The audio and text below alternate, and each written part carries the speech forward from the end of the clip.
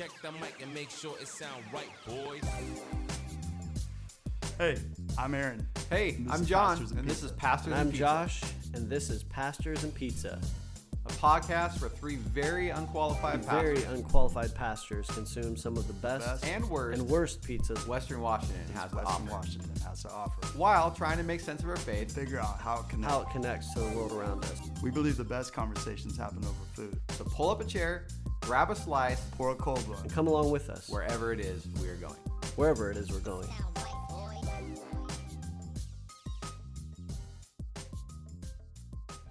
Hey everybody, Hey, we're back.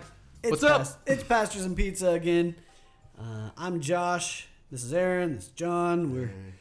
We're gonna chat about pizza and about life again. So we are. It is the beginning of February here, and one of the big things that is going on just in the world right now is that we are prepping for the Winter Olympics. So This it's- week. it starts this week. We haven't because of COVID, the Summer Olympics and the Winter Olympics are now this is like the first time they've been in the same like calendar year, kidding. Yeah. for a really long time. And so it's pretty interesting. We just had the Summer Olympics last summer, and now we're having the Winter Olympics here. And so I for one love the Winter Olympics. We're gonna get to talk about it here in a little bit, but today we are sitting down and we just finished off a Geno's pizza from Geno's in Monroe. Little hole in the wall, family run business. And guys, maybe the best pizza we've had. Honestly, It was really good. that was Really good. by far. And Cam will be proud of me. I'm not gonna rank the crust higher because I said, that was the best crust that I had before. But this one is just about the same. Well, I mean, you've had this now since then, so if it was better, then you could rank it higher. I could, but it's not better. Oh, well, It's tight. then don't rank it higher. I'm not gonna. Yeah, it's good. That's what I'm saying. I good gotta leave. restraint. All right. Gotta leave room for perfect. All right. So yeah, Geno's is downtown Monroe, super old establishment. We probably could look it up, see how long it's been around. It's been around for years and years. Since You you've can been here? smell the smoke. Oh, definitely is longer than I've been here. I've been here 20 something years now, 25 years now, and it's been here as long as I've been here. Huh. It's probably been here since like the 50s, I think. Yeah. Aaron, you're saying the smoke has like soaked into the furniture and the walls. Oh yeah, if you were to go into Geno's and then it's like old Like school 1985. booths, it's the decor is probably still original, but it's probably come back in style, so that's probably good. But yeah, it's definitely seen its fair share of smokers and So when I first greasy moved food and into Monroe, you could smoke in there, and it was nasty, and I never went in because of that. I mean, I would meet people there. It was established, it says, in 1970 on their Facebook. Oh, nice. There you And go. I was do, also established in Oh, 1970. nice. That's great. And they also do breakfast there, but they also have pizza and sandwiches and a bunch yeah, of it's a good Italian place, but breakfast and $8 Bud Light pitchers. Well, how about that? in case you're wondering, they do have a lounge. It's Geno's restaurant and lounge. Have you been to this lounge? I have. I'm not I only because I was waiting for a pizza and then When I picture a lounge in like that kind of hometown restaurant, I don't know what I picture. Like dark colored tile and dark lights with one of those lights with the green kind of top, so Nailed kind it, of bro. glows. Seriously. Is that Pretty how- stinking pretty much. sure you've been there. Gosh. Yeah, I think it's it. I've been in Wow. there. One of those things. This it's like your typical lounge. And I feel like here's the thing about Geno's. I feel like Geno's is one of those places where there's a guy who does some business in the back booth, right? Like you go in and you see this guy, And his name, Jeno. No, I'm just Jeno? kidding. I don't know. It's good. It's I mean, you could maybe experience that. I have not seen that personally, but it would not surprise me if some undercover Monroe business got taken care of there.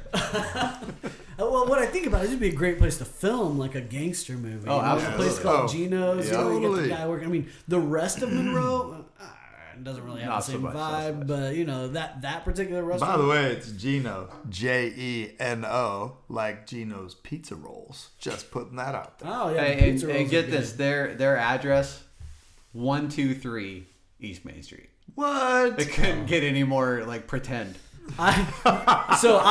This is crazy. The guy who roomed next door to me in the dorms in college, he literally grew up on 123 Sesame Street. No. Yeah, I kid you not. Come on. 123 Sesame Street. Was he good at math? No. Oh. Not good at many things. Okay. All right. If you're listening, there's still time. I just remember him getting in a fight in the middle of the dorm because someone pulled down his Trick Daddy poster off the wall. And that was at a Christian school. So I don't know what Trick Daddy is. Trick Daddy is a rapper from like the, early 2000s. And he threw knuckles over that. Oh, he was mad. Okay. Yes. Rob Sebastian, if you're out there and you're listening, 123 Sesame Street. So he was upset because Trick Daddy is what he was aiming for in goals, and we're going to talk about that a little later too. Oh yeah, of course we are. Man, when it comes to this Geno's Pizza, like I was surprised. I never had Geno's Pizza actually, and so we sit down here, and John opens the box, and I'm like, yeah, that looks like a hometown pizza, and pulled that out. It's good. The crust was crispy. The cheese was thick and good. Thick with 3 C's. Yes, exactly. You're welcome, friends. And then, it was just good. And so, John, I don't know, what did you think about it? Well, so let's start. We got a large meat lovers from Geno's. That's what we got. It was about with the tip is about $25, just under $25. So it's an expensive place, but really really good. I agree that the cheese. I mean, in our past podcasts, I have not really gotten into the whole cheese rating thing, but this one was legit. It was good. Yes. It was still. I mean, in all fairness to the other pizzas, this was probably also the hottest pizza that we consumed because by the time we got here and got it ready and ate, this one was probably the most fresh. And so the cheese was still nice and stretchy and warm, and it was really good, but thick. I believe it's like a Danish style cheese, if I'm not mistaken. Wow. Okay. All right. I believe. Oh my goodness. I know that's what Sparta's Pizza in Bothell uses, and this is a very similar style pizza. What's up, Food Network? Kind of the baked on top there. All right. I think about it as this kind of hole in the wall place. Like we got the cheese. There's a lot of. I'm not going to try and pretend that this isn't the truth, but it is greasy. It is a greasy pizza. Yes. It is greasy. I've got my computer in front of me, and I went to go typing, and I had to wipe my computer board off after because it was just so greasy. But it's good. It's real good. We may put a picture in the show notes here of the post pizza grease remainder. It just reminded me too of just a handful of kind of hometown greasy pizza places. I know we talked about last time I grew up in Kentucky, and there was one in my hometown called Carrada's that was super greasy. Carrada's Arteries. Carrada's Arteries. When I was in college, there was a spot in Cincinnati in the middle of the hood.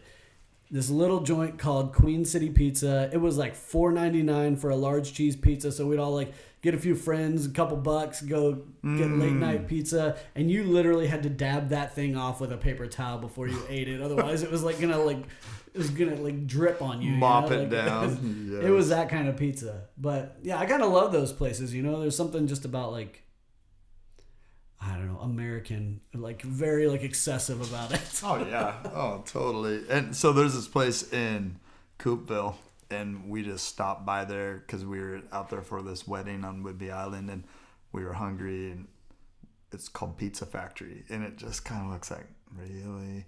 And so I think Pizza Factory is a little bit of a chain, but this place was like, what? It's got the checkered floor and all that, and they come out, and we ordered just like a normal meat pizza, and it's pretty greasy, but it's got these cashews on it. And I'm like, I think you actually, oh no, that's our thing. And I'm like, I don't love cashews. Took a bite. Yeah, cashew on pizza. Bingo. It was so good. But like you're saying, greasy, just got a hole in the wall. And we're like, oh gosh, this is a new favorite. How many times have we been to Whidbey Island since then? Maybe once. But, Got to make the trip. It's like one of those places. You just got to make the trip. It's a destination pizza place. Yes. Oh man, yeah. Those kind of hole in the walls too. One of the things I joke about out here in Sultan is that it's not a pizza place, but if you've ever had the startup teriyaki, that place is the most unassuming restaurant you could ever. You're afraid to stand in one place too long. Yeah, you don't. Because we you don't might stay not there get too out long. of that spot. You know, You've stuck probably to driven it. by it about 500 times and not even realized there was teriyaki in there. 'Cause it's just a rundown, dumpy market. There's teriyaki in there. And There's it's treasure good. in there. So if you never had that And startup $1.99 teriyaki, DVDs. you got to go there. Yeah, $1.99 DVDs. And never mind the person coughing during the movie. That's actually part of the recording. Oh yeah. So that pizza, amazing. Are we going to start? Just want to do the ranking really quick on this? I don't think we need to do the piece by piece, but maybe what stood out. By far the pizza. Just kidding. The cheese was amazing. Brown, crispy, lots of it. And then underneath that is the meat. And then underneath that again is some cheese, I think. I don't know. It just was so delightful. That cheese was delightful. Yeah, I think this is gonna be a cheese thing. Like when we go all around here. 'Cause Toppings were good too, though. The cheese was good. I mean, I don't eat a lot of meat pizzas right now, but that was a great meat pizza. And there's not a lot of sauce. I mean, there wasn't really a lot of sauce in it. Not very much at all. But it was like not dry either. It was like a sweet sauce too. Yeah, the it sauce was was pretty sweet. Okay, yeah. Yeah, and the crust was nice and crispy, and it was all just good. It was a very good pizza all around. Yeah, so I've had Geno's a few times, and I will say that the crust, I think they changed and it has improved since I've had it. It used to be kind of the square, kind of blocky, hard kind of a crust, and this was definitely a better crust, a little buttery. So I'm gonna say of the pizzas we've had, which a recap here, if you guys have missed some episodes, we've done Sahara, we've done Rico's, we've done Donato's from Red Robin, we've done Jet City, and we've done Domino's, Pizza Hut, Little Caesars, kind of a combo podcast. And this pizza is at the top of my list now. Yeah, I definitely have to say that as well for me. Definitely. Yeah, I think probably from the ones that we've had.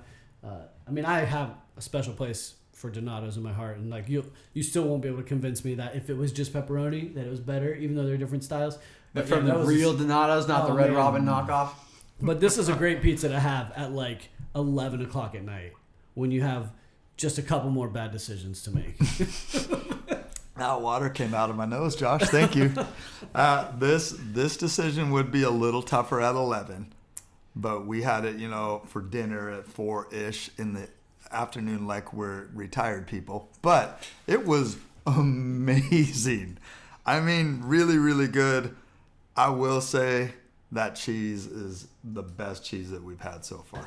Absolutely. And public service announcement, they're not open past 10. So don't try to get And the it's city cash license. only still, right? Cash only. Bring That's cash. how you know it's a good spot. If a place is cash only, you can guarantee that it's going to be good. Hey, Geno's, cash only. No, Yeah, man. yeah. I'm pretty sure they do have a please rip me off cash machine there, however. So. Oh, the ATM? Yeah. Please rip me off.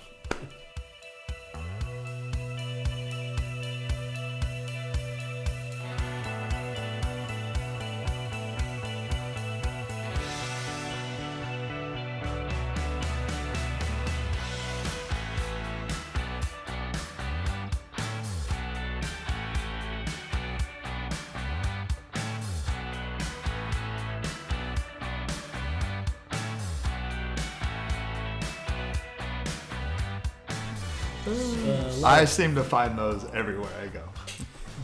All right, well, guys, so this like we mentioned at the beginning of the podcast here, it is the Winter Olympics season, and the Winter Olympics this year are in Beijing, and as always, NBC will be carrying it, and we are not sponsored by NBC. I just thought I'd make it sound like we were.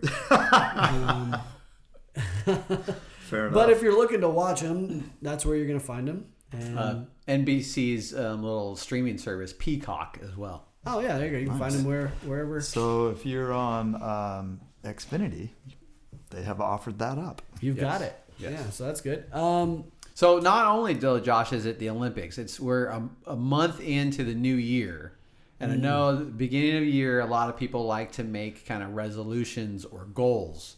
So maybe a good time for us to maybe check in on that as well, as we're talking Olympics, and a lot of goals involved there as well, as far as people trying to get to the Olympics and win medals and things like that. Sure, and I'll lead that off by saying in the new year, I've had Pizza Hut, Little Caesars, Domino's, and now Geno's all in before February 1st. So your goal of eating more pizza is great. Yes, Good job. my goal of eating pizza has gone up, but my checking it off. yeah, health wise, that doesn't sound like a benefit for me. But yeah, so when it comes to the Winter Olympics, guys, I mean, I have a bunch of experiences like watching it as a kid, and even kind of last couple times the Winter Olympics have come on, I've been like, yeah, I'll watch that. It seems like something I'd be interested in. So what kind of what do you remember, like, or have some memories about the Winter Olympics, and what's been your experience with them?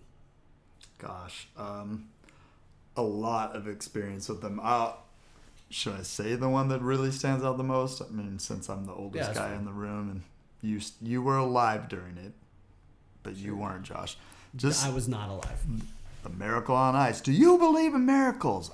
That was Al McGuire back in the day, right? Is that his name? Al Michaels, not Al McGuire. Come on, it was Al Michaels.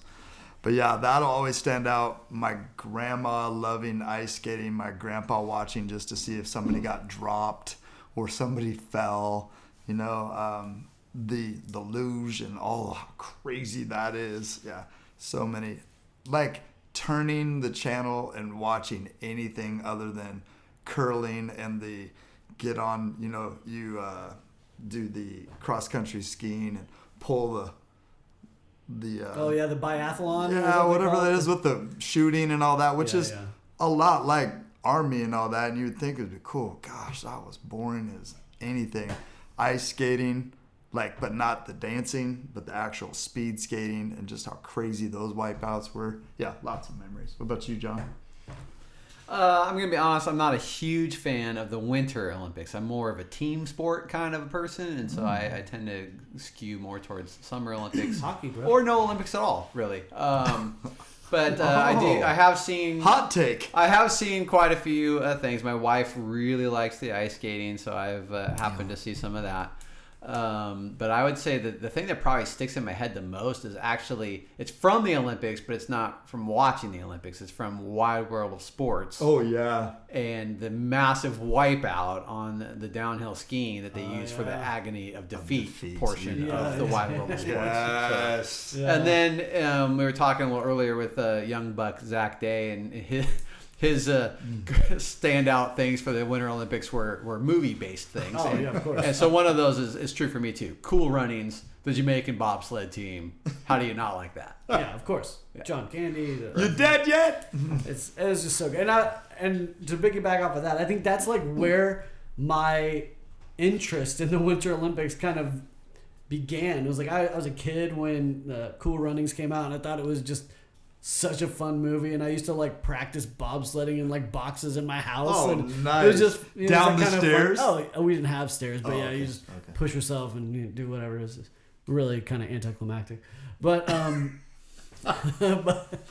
sounded cool to begin with. But yeah, that was kind of where it started, and I love to watch that, like the luge, like you said, and the bobsled and all that kind of stuff, and then when I got older and I was kind of into skateboarding and.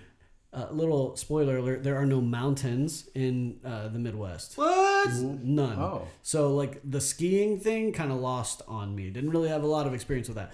But I was kind of in that scene with skaters and whatever. And so snowboarding seemed really cool to me. Plus also there was a game, I think, on Nintendo 64 called 1080 Snowboarding that me and one of my friends used to play all the time. And so watching when snowboarding became a part of the Olympics, it was oh yeah, now you got me. I'm going to watch that. But I always really love the downhill stuff too, because that's just insane. They're going 100 miles an hour, and it's just pretty crazy. Yeah, and there's a lot of drama and tension with that. Very much so. I think that's pretty cool, to beat the time and whatever. But also, have you guys watched in the last, I think maybe 2 or 3 Olympics, Winter Olympics, there's a new sport. It's basically it's like BMX, but with snowboarding and skiing. So there's a track, and there's 6 snowboarders or skiers, and they go down. I don't remember what it's called. It's got some name, but they're going over jumps together and knocking each other out. Man, that one is fun. It's gosh, that's so scary. It's like the roller derby, man, because people are knocking each other out and banging into each other. It's great, man. Yep. And then somebody I've like seen that. wins it at the end, and then they always do like a trick, you know, and the last hill is a really big like jump, and they land it, and it's or don't land it. Or don't. That's pretty fun. Also, like the ski jump, That one's crazy. isn't that nuts?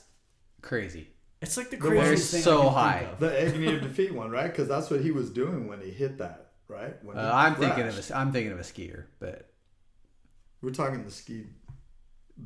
he was talking about ski jump. But I think the agony of defeat guy was like downhill. Was a downhill like, skier? A downhill skier, I think. Oh, dude, I think he was I going don't to jump. Whatever. Wide world of sports. I mean, I was pretty young, so you might have to be able to tell us better than I can. I don't. Yeah, that's tough because you want to be right, but then if you're right, you're old. Wait, I already am old. Also, how can we And talk I'm about right. the Winter Olympics without mentioning what is maybe the biggest scandal in all Winter Olympic history?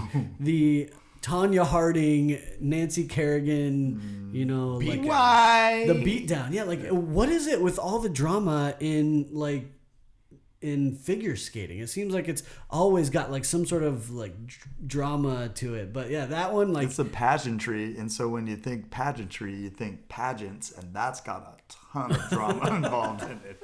It's naturally, that's how it works. But yeah, that was crazy. I mean, that was all over the news back in like what, 94? I don't know what Gosh, was I that. can't Was that Sarajevo? No, it wasn't Sarajevo. That was well, it was all leading up to that. I don't know that it was actually at the Olympics. but it was like leading up to who was totally. going to go to the Olympics. Exactly. Yeah. And then didn't like Tanya Harding like lay an egg, or she didn't even get to go, did she? Gosh, good question. I can't remember. All I remember is that was crazy, and then watching all this stuff unfold, and you're thinking, that's America's finest right there. Yeah. Here we go. Hey, good job, trailer park girls. Go around the outside. Oh around man, the yeah. outside. I remember the figure skating like as a kid, like watching. Like there was one of the guys was it Hamilton or the guy who did the backflip. There was like the one figure skater who he was known for doing the backflip, and I always thought that was pretty cool. And Was that Hamilton? Maybe it was. and then they had like Christy Yamaguchi and all those people like from that time. I always thought that was pretty Gosh. interesting as a kid. Well, But, and Brian Boitano and all that. These guys are just unbelievable athletes. Totally. I mean, and definitely there's this effeminate and all these things that people say. I'm like, good luck being that strong Sure. and doing yeah. those kind of things. I don't care what anybody else That kind of spinning. I mean, honestly, like I was at the playground the other day with my daughter and like got on the merry-go-round thing and for like 2 rotations, and I'm like, I can't stand up. Oh, no, I'm right. like so dizzy, and I'm like, how are you gonna spin around for like 30 seconds and then do anything? Oh gosh. Let alone like skate. I mean, Aaron is. I mean, he's a pretty like Accomplished ice skater. I would venture to say. So I mean, Aaron, can you please tell us how you would stay on your feet if you How were did I spinning not around? see this coming? How in the world? So in case any of you are wondering, we had an event out at the old ice rink out there. The practice rink, I think, is really what it is for the wonderful Everett Silvertips. And here's what happened. In 15 minutes, I didn't make one full rotation around the entire ice rink, and I fell 4 times. And the 4th time I fell so hard that I split open my forehead/eyebrow, broke my glasses, and one not so little Kobe comes up to me and says, "Pastor Aaron, are you okay?" And he's shaking in his voice, and I'm like, "Bro, thanks. It hurts, but I'm all right." Blood on the ice, everything stopped. Yeah, 9 stitches and some Bondo later, which leads me to another. and the only L&I claim in Crosswater Church's history. And what were you doing just before this fall? Eating pizza. No, I mean like literally just before. Getting You were up- just standing. Okay, so John tells this story because he remembers it well because he had no desire whatsoever. I had a front row to seat get from on the the- non-ice He because didn't. I know my limits. He didn't. Now I know mine as well, and it was terrible. Here's one Olympic memory with my aunt. It was 91, 92. There's this French couple ice skating, the couple skating, and she's got her hands behind her back, and he's holding her back that way, and she hits a toe pick and goes down. hard. Bam! Right on her face. And that is just like this indelible thing. And then I got to do something just like that. Only standing. I wasn't actually ice skating. I couldn't find my balance and I went down hard. Then I have this weird, beyond just rational fear of my hands being on the ice. Oh, somebody run them over. Somebody, right? And then there goes your fingers. So I keep my hands in like I'm doing a diamond push-up. Yeah, that did me no favors. That's really what made me slam my face right into the ice. And you'd think, oh, it's ice, so it's gonna be just fine. Put a little ice on it. No, ice hurts. It's hard ice, yeah. Yeah, it's. I mean, if you had laid there, it might have done some good for the swelling, but. Oh man, that is a classic memory that I have. I appreciate here. you bringing this. that up. This is really good. So Aaron will not be performing at the Winter Olympics this year. In case you were wondering, I have retired. He's retired. Yes, it's good. You and Tom Brady both. Absolutely, Tom Brady. But yeah, I mean, I think that the Winter Olympics are pretty fun. And so, yeah, that kind of brings us just to the idea that we're kind of going through is like, man, to become an athlete, like we talked about that just now, like the athletes of the Olympics are like insane. The things that they can do, number one, the like risks that they take, and then the training it takes to become an athlete like that. Literally, for some of them, it's their whole life, and that's their goal. And they get to that, and they've trained for this their whole lives. I mean, it is like absolutely no holds barred when it comes to like every aspect of your life becomes centered around accomplishing this goal and trying to be the greatest in the world. That's right. And so, yeah, there's just, I mean, the amount of discipline and like goal setting that goes into that. It's kind of what we want to focus on today as we're thinking about like the new year. We're thinking about it's February. We probably tried to set some goals for ourselves this year, and for many of us, by February, the wheels have come off of that, and we're just back to living that life again and seeing what kind of happens. So, yeah, guys, what's your take on maybe athletes like that, but also just on your own goal setting for this year, or your own goal setting just in years past? What's your take on that? That's good. I'll let you answer first, John, because I know that you actually follow through much better than I do on most of your goals. Well, I mean, I try not to set a lot of goals because then I don't have to worry about whether I meet them or not. No. So one of the things about me is my biggest fear, I guess, is probably failure. I don't like to look stupid. I don't want to fail at things, and so what that usually looks like is me avoiding things. Right. And so if I don't think that I'm going to be good at it, or at least kind of reasonably good at it, then I just won't do it. And obviously most of us aren't really good at things that we've never done before. Right. And so it's intellectually, I know that it's a stupid way to live life, because then you just don't experience a lot of new things.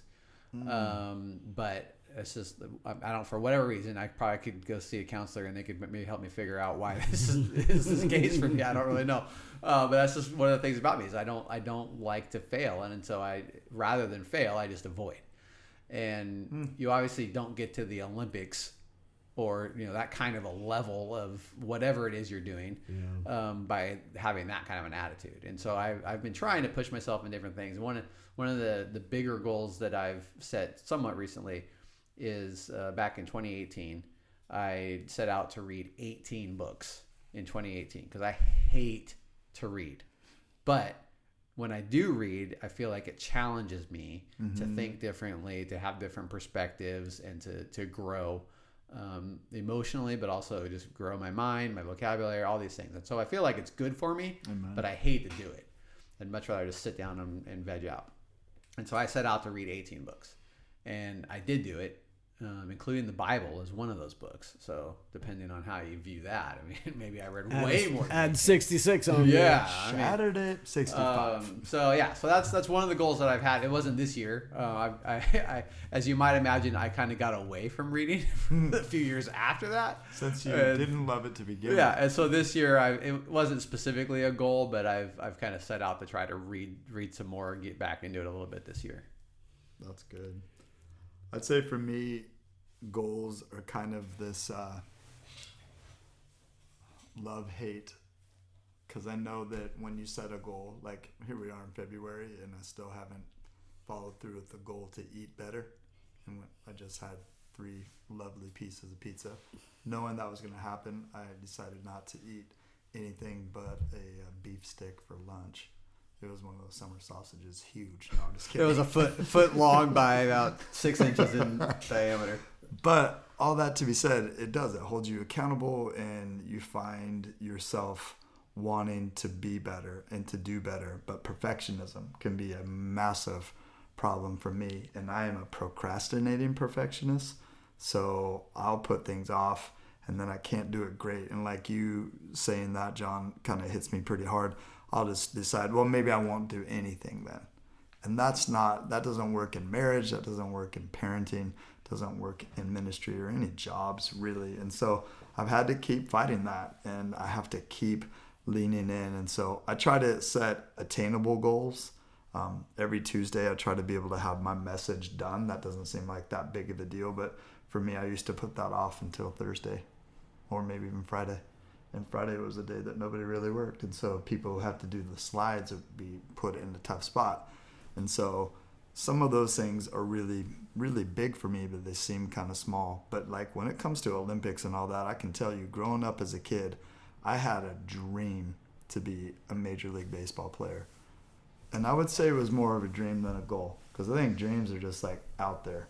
Goals, you kind of have to start setting some boundaries and some commitments. And I didn't learn how to hit a curveball very well. I didn't work on the mental side of the game. I had some physical attributes that would allow me to probably have played in college, but my mental and all of that, I never did the hard work or asked for or received well correction. And so God has really been doing a lot on me since then. I mean, we're talking 39 years almost later that I've finally started to really pursue being corrected and held accountable and all that. It's been off and on in my Christian life. I've found accountability and pursued it.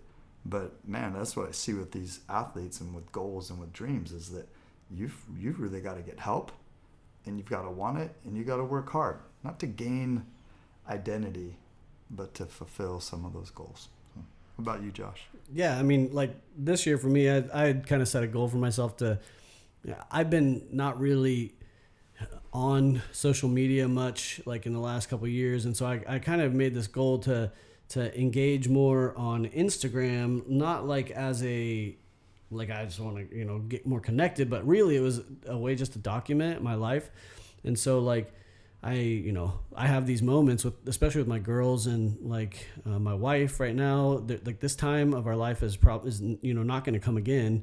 And so I want to make sure that I've got it like documented. And so I've been trying to take like a picture or, something every day, and like the posting it to Instagram thing is kind of like something to kind of hold me accountable to that, even though I've been like 4 days in a row without posting something. So it's like I've been trying to do something like every day, but it's still kind of doesn't always happen. And so I've been trying to hold myself to that. That's and get back on that train. But yeah, and eating better, like that's the thing. Like I feel like of all the things in the pandemic that were hardest for me, it was just like trying to get control of like eating. Cause I feel like that's one of the things that's like, maybe that I go to if I'm just not feeling great, So when things are not great, I'm just going to eat something that'll feel good, whatever.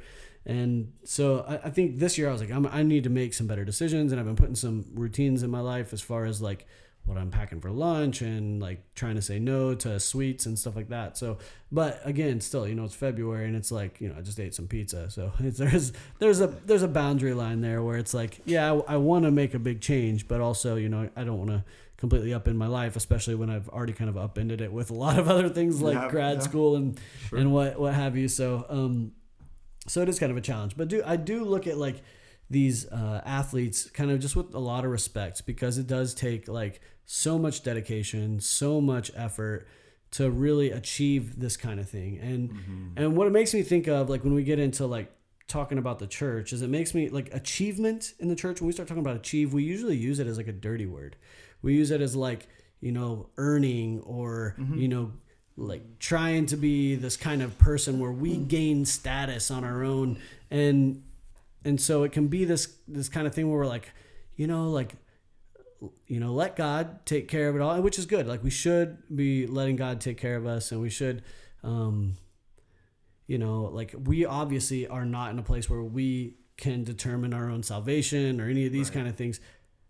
However, I think that we have like a lot of autonomy in life that has been given to us. We talked about just a couple weeks ago how God told Adam to subdue the earth, and that's not like lay down and let me take care of it. Like that's like hey, that's you good. Go out and do some stuff. Like you've got a role to play, and so I think about that, and also I think of stuff like John 10:10. I think where he's like I've come to give you life to the fullest, and a lot of times, like we know from experience that like if you're just sitting in your room for, nothing to do, bored, no direction, like that's not a place you want to be. It doesn't feel healthy. It doesn't. You can only do that a few days, and then you're like, oh my gosh, I gotta do something. Exactly. And I don't feel productive, And so, I'm just thinking about like as Christians, with the kind of idea of like, or maybe like fear of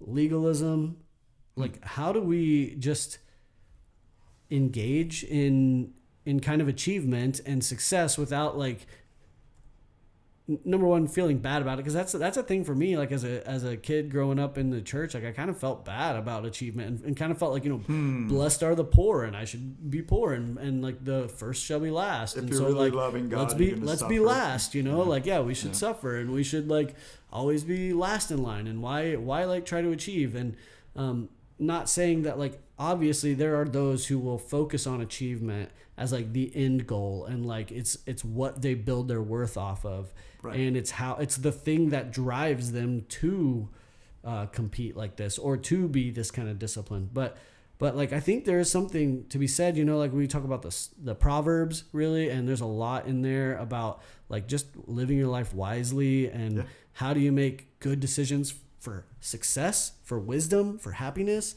and so as we talk about like our goal setting and stuff like that, I mean, I'm always kind of convicted with that tension of like, how do I be successful? And I think that God, wants us to live successfully, not necessarily with wealth, but just like to have a full life where we like are living our best life, like not to borrow from old Mr. Osteen, but and I think when we define best life, what does that mean? Like it's very different, maybe across the board, but like just being the person that God has created us to be in all of its fullness. And a lot of times that takes work. It's not just going to be a thing that you stumble into.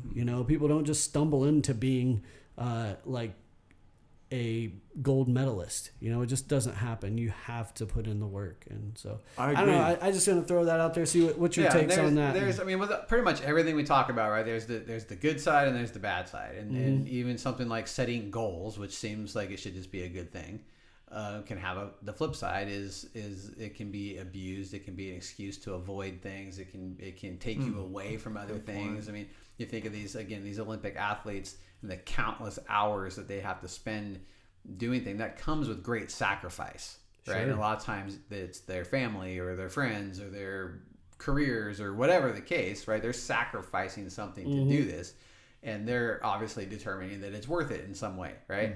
But we're also seeing, especially with the past Summer Olympics, I think is where it really started to kind of come out is Simone Biles, who kind of had pulled out of some things because of mental health issues, right? And so there's this immense pressure that they put on themselves, but also gets put onto them by others to perform and to hit these certain standards, and you got to win the gold and all these things that you definitely start to see the dark side. And so it's got to be a balance, like with anything that we're talking about, right? This is no different.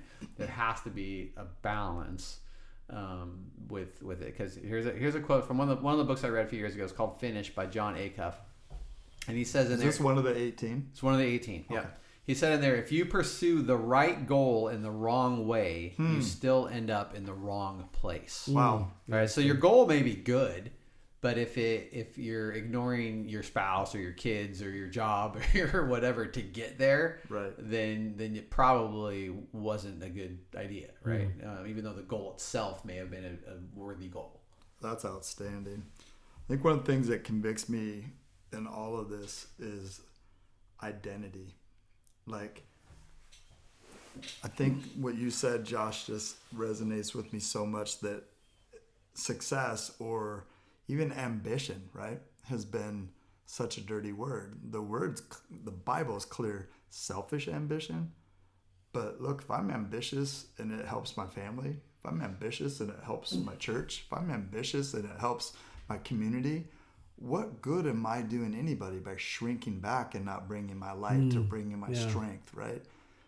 But often it's such a fine line, and John, you said it, is that we've got the flip side of it, and it's where, like Colossians 3, I think it's 23 or 24, says, whatever you do, do it as working as unto the Lord, right?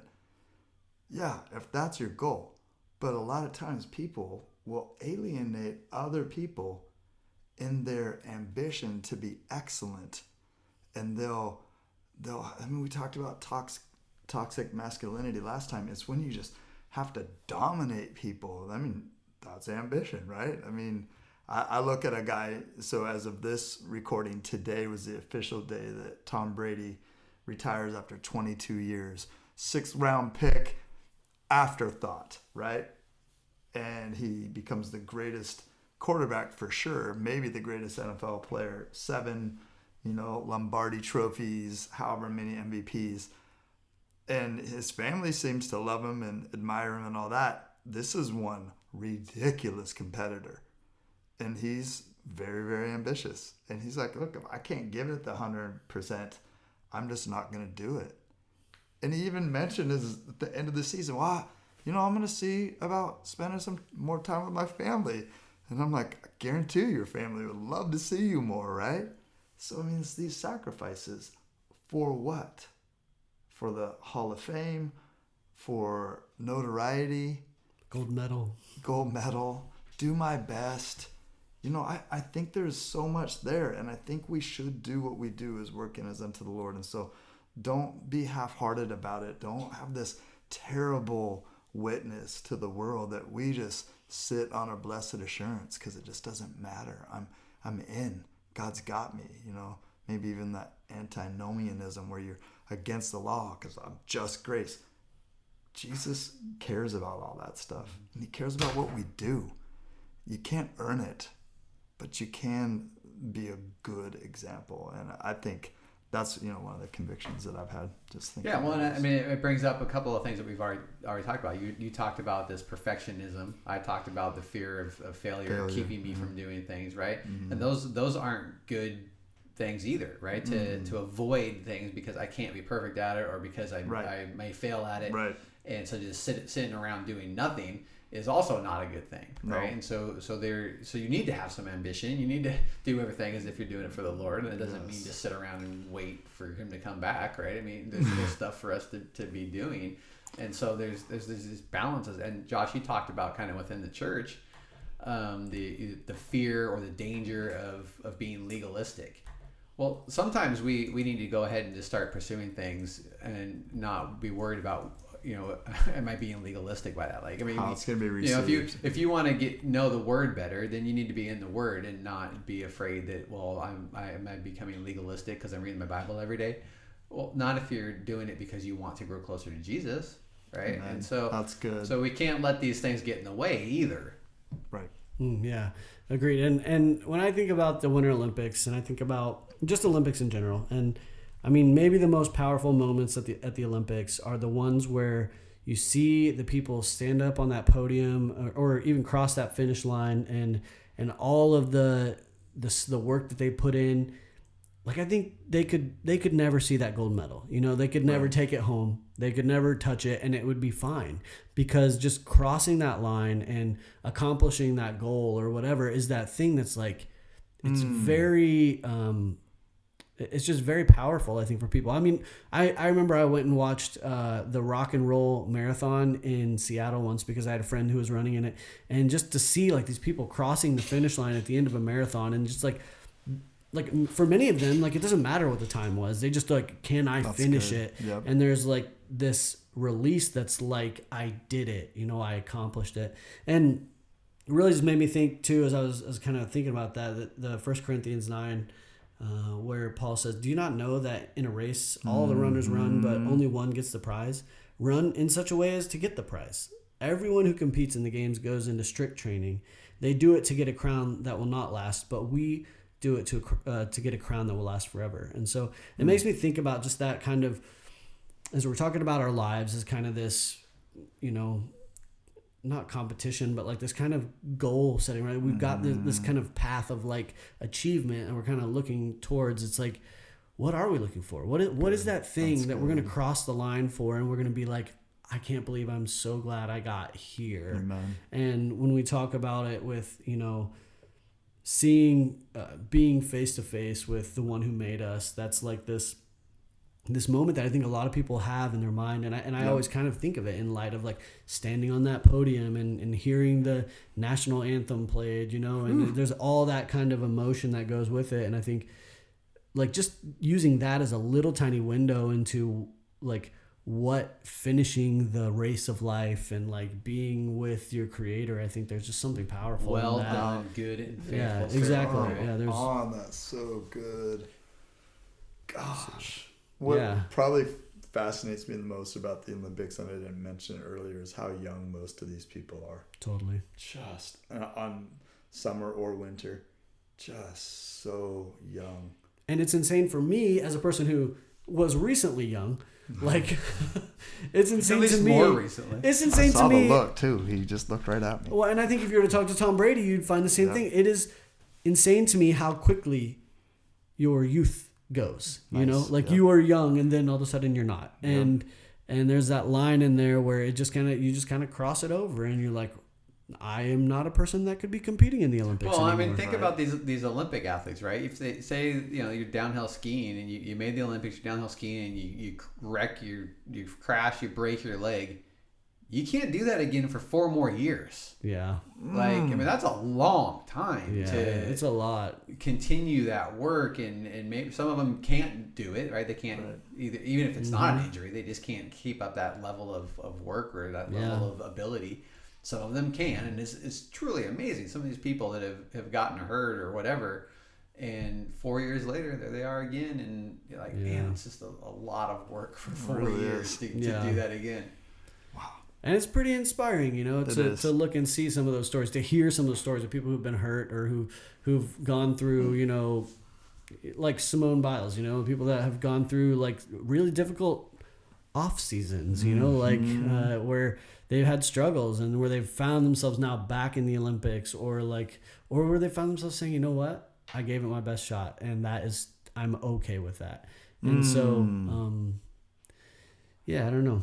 I just think it's really cool. I there's a lot of cool storylines, and you see a lot of really cool movies and things made out of Olympic stories and kind of the ideas of, achievement. But it's, I think it's just pretty powerful. It really is.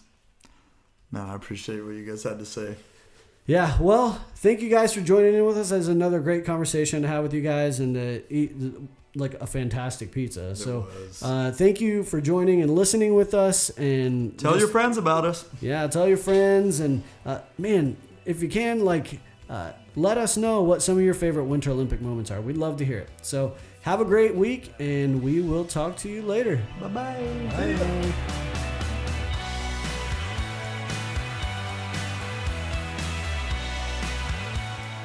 This has been Pastors and Pizza, a production of Crosswater Community Church in Sultan, Washington.